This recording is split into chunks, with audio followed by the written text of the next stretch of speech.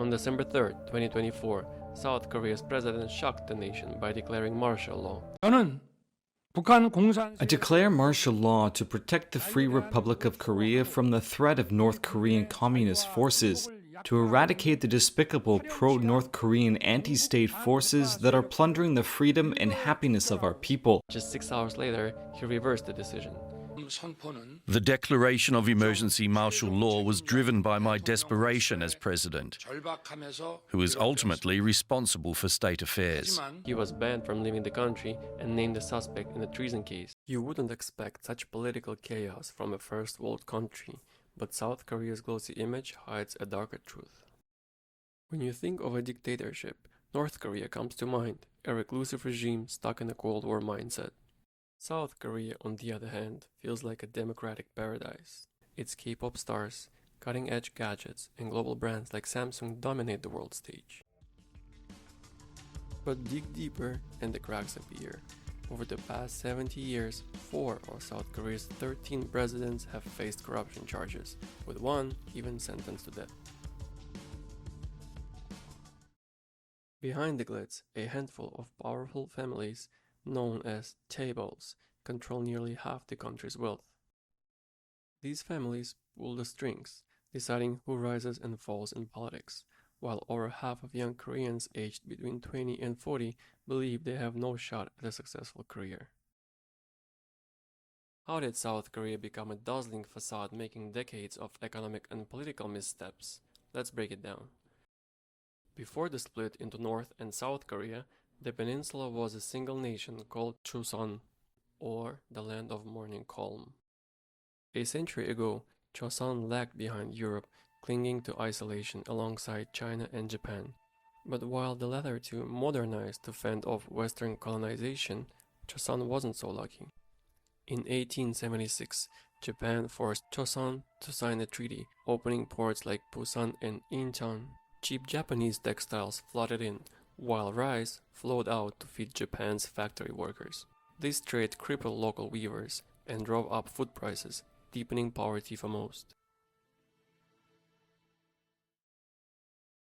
Foreign powers, the US, Britain, and Russia, saw Chosun as a weak pawn in their geopolitical game. By 1905, Japan solidified its grip, turning Korea into a protectorate. Assimilation went harsh. Koreans were forced to adopt Japanese names and use the language. However, some good in the form of a technological industrialization was done and brought electricity, railways, and factories. This laid the foundation for modern South Korea's economy, but it came at a great cost. After Japan's defeat in World War II, Korea was freed, only to be split by the US and Soviet Union along the 38th parallel. The Korean War that happened shortly after and lasted for 3 years left both Koreas in ruins.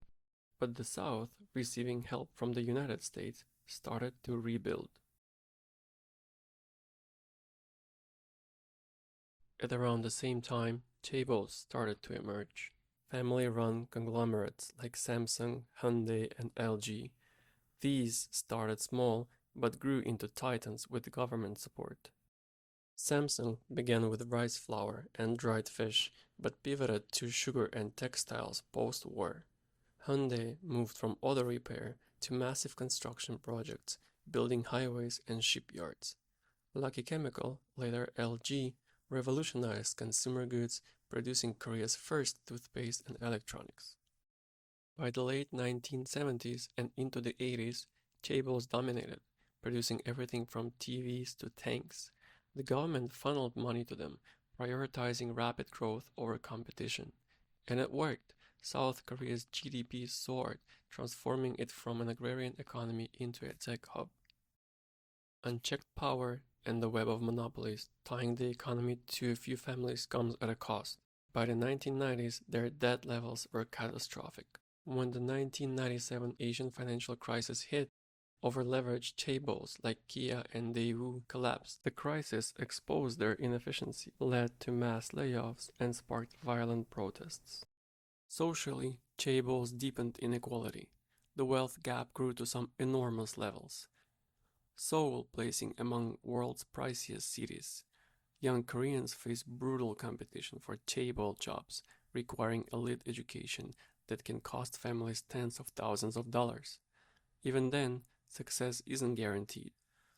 About 25% of young adults are unemployed, and 60% see no path to social mobility. Politically, chaebols possess immense power. Presidents have been ousted or jailed for taking bribes, yet most are pardoned, revealing a cozy relationship with these families. The 2024 martial law fiasco just proves this instability. Powerful families and weak governance keep South Korea on edge. South Korea's story is a paradox. Its chaebols turned a war-torn nation into a global powerhouse, but their monopolistic grip fuels corruption and traps young people in a cycle of unattainable dreams. Rapid growth, built on a few powerful players, creates a fragile system, and unchecked power in hands of a few families, whether political or corporate, breeds inequality and instability. South Korea's journey from the ashes of war to a tech giant is incredible, but its flaws run deep.